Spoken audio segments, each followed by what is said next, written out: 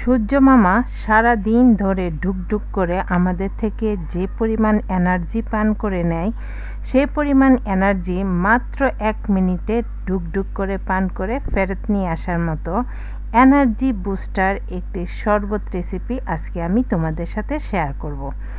Energy booster শরবত খেয়ে energy বাড়ালে তবেই না সূর্য মামা আবার এনার্জি পান করবে। এই গরমে শরীরকে সতেজ রাখতে ঠান্ডা ঠান্ডা শরবত খাওয়া খুবই জরুরি।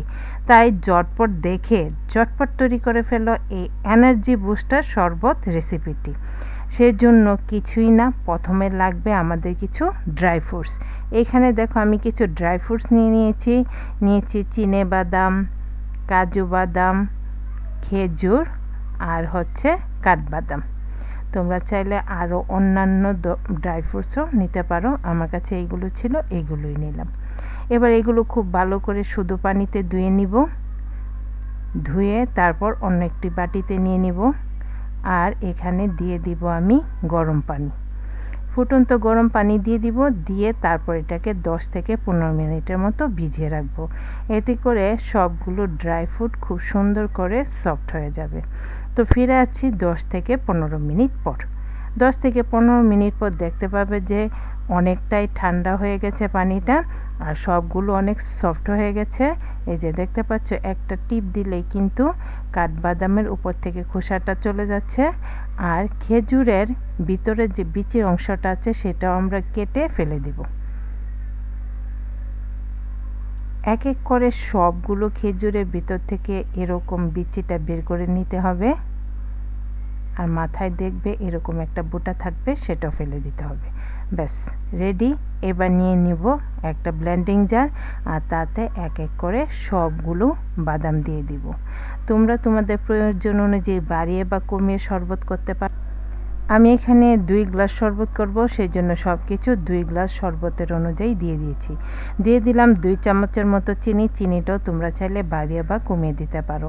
আর তারপর দেখো এখানে আমি অ্যাড করে দিলাম একটি কলা দিয়ে তারপর খুব অল্প পরিমাণ দুধ দিয়ে আমি এটাকে স্মুথ পেস্ট তৈরি করে নিব। প্রথমেই বেশি করে দুধ দিতে যেও না, সেক্ষেত্রে কিন্তু পেস্টটা আর পারফেক্ট হবে না।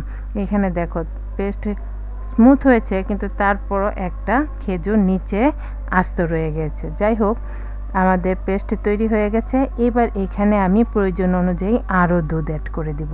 চিনিটা প্রথমে প্রয়োজন মতো দিয়ে দিয়েছিলাম, তাই চিনি আর অ্যাড করার দরকার নেই। এবার দুধটা দিয়ে একটি চামচের সাহায্যে খুব ভালো করে নেড়েচেড়ে মিশিয়ে নিব।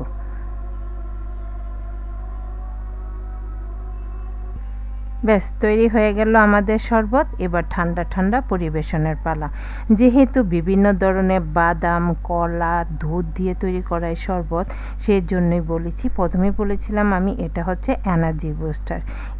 এক গ্লাস এই শরবত খেলে সাথে সাথেই সারাদিনে ক্লান্তিতে যে পরিমাণ এনার্জি লস হয়েছিল, সেই এনার্জি ফিরে আসবে। তো তোমরা আশা করি বাড়িতে খুব সহজে এই রেসিপিটি ট্রাই করতে পারবে, আর খেতে কিন্তু দুর্দান্ত স্বাদের হয়।